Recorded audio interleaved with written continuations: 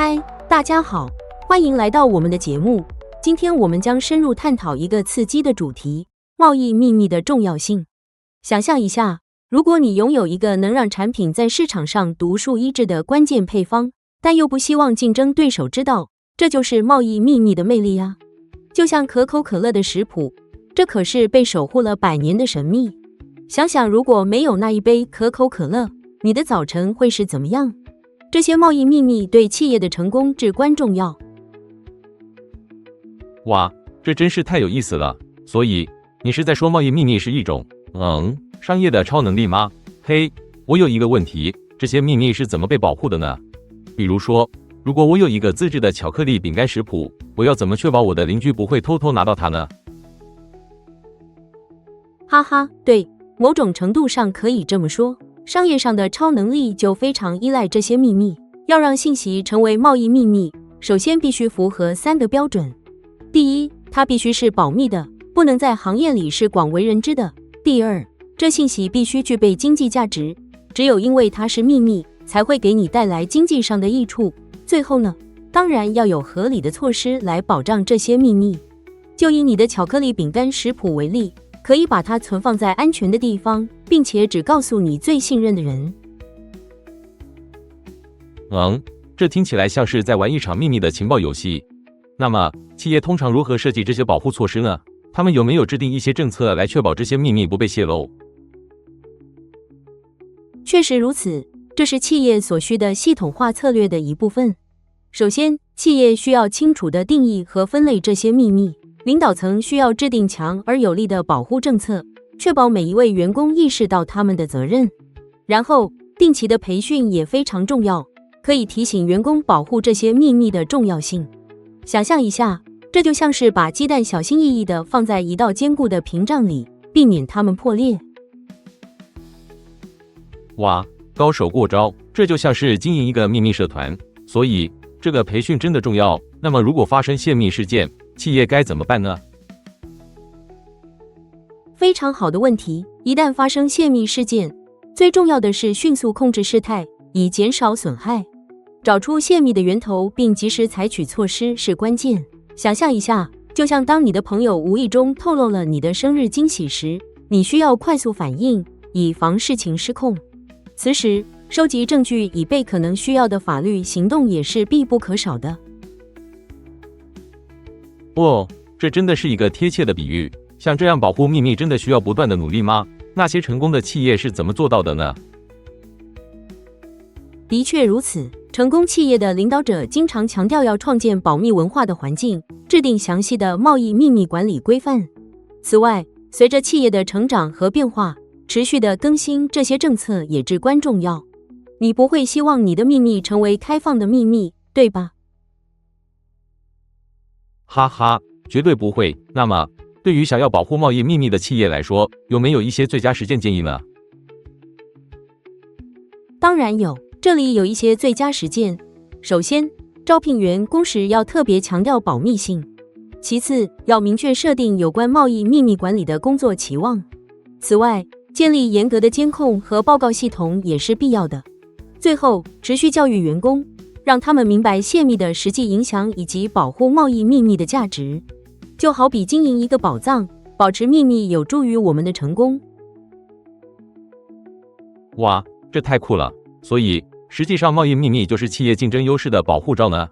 太有趣了，感谢你给我们带来这么丰富的讯息。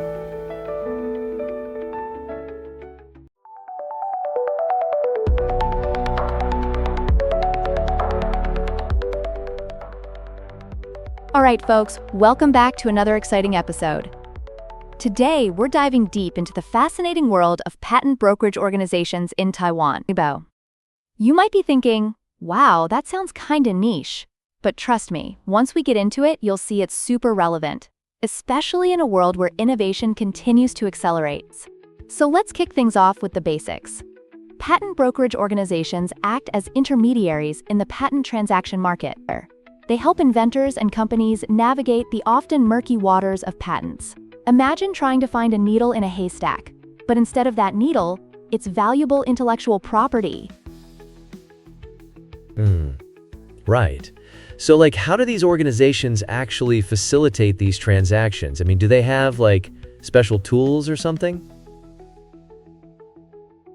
Great question.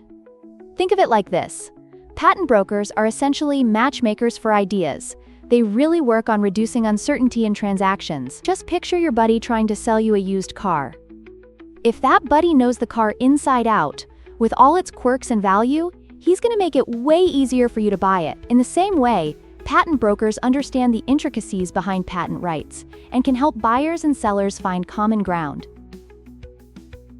Oh, wow, that's super interesting. But do they actually have to, negotiate the terms too? I guess that sounds really complicated. Laughs. Absolutely. And it can get pretty wild. They negotiate not just in terms of price, but also potential royalties, licensing deals, and even future collaborations. It's like if you were haggling over the rent of a cool apartment, that's just the perfect spot for you. But wait, the story gets even better. A lot of this stems from Taiwan's own evolution in its patent market due to changes in legal and institutional frameworks. This means that their approach to patent brokerage is continually evolving. Whoa, that's kind of mind-blowing.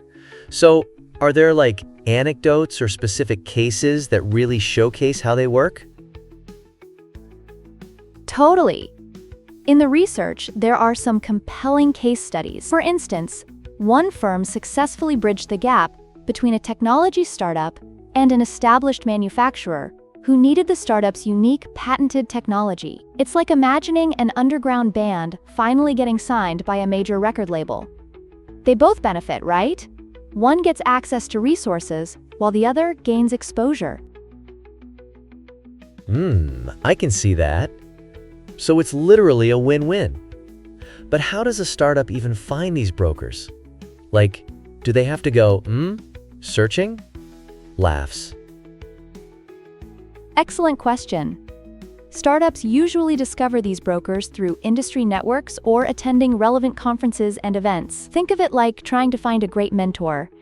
Sometimes it's about the right connections and being in the right place at the right time. The more these brokers put themselves out there, the more they can find innovative companies needing guidance in navigating the patent landscape. That makes sense. And you mentioned earlier about uncertainty in patent transactions. What exactly does that mean? Right, so uncertainty can come from various factors, like unclear patent rights, or the potential for legal disputes. So picture a game of poker where you can't see your opponent's cards, and you're unsure if they have a royal flush or just junk. Patent brokers reduce that uncertainty by conducting thorough due diligence and arming buyers and sellers with the information they need to make informed decisions.